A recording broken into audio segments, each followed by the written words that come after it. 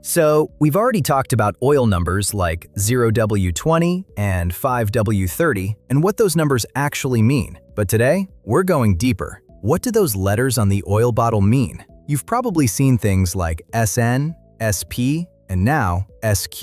What do they actually tell you? And more importantly, why does it matter? Especially if you're driving a turbocharged engine, a supercharged car, or a direct injection engine. Because if you ignore this, you could end up dealing with something called LSPI. And trust me, that's one of those problems that can destroy an engine. We're talking serious damage, even a broken piston. So, in this video, we're going to break all of that down in a simple way. Let's start with the basics. API stands for the American Petroleum Institute. They've been setting oil standards since the early 1900s. What they do is actually pretty straightforward. They test engine oils and then classify them based on how they perform. So when you see those letters on a bottle, that's not random. That's a rating system. It's telling you exactly how good that oil really is. Now, why do these classifications keep changing? 3 main reasons: emissions, fuel efficiency, and engine performance. Engines are evolving, so oil has to evolve with them. There are 2 main types of API ratings: S for gasoline engines and C for diesel engines. So when you see something like SP or SQ, that S means it's designed for gasoline engines. And the second letter? That tells you the level. The further down the alphabet, the newer and more advanced the oil is. Now, if you look at the oil bottle, you'll usually see a round label. They call it the API donut.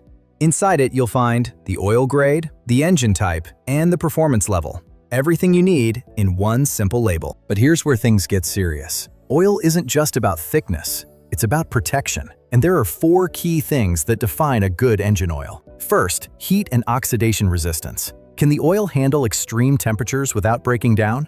Second, cleanliness. Does it keep your engine clean, or does it allow carbon deposits to build up? Third, wear protection. Can it protect moving parts from damage over time?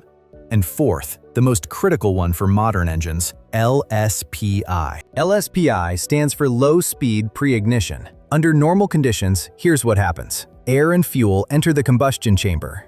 The piston moves up, the spark plug fires, and everything happens in perfect timing. But with LSPI, something goes wrong. The mixture ignites too early, before the spark plug even fires, and that creates a violent pressure inside the cylinder. Now imagine this, the piston is moving up, and suddenly an explosion hits it from the top. That force, repeated over time, can literally destroy your engine. This is especially common in turbocharged engines and direct injection engines.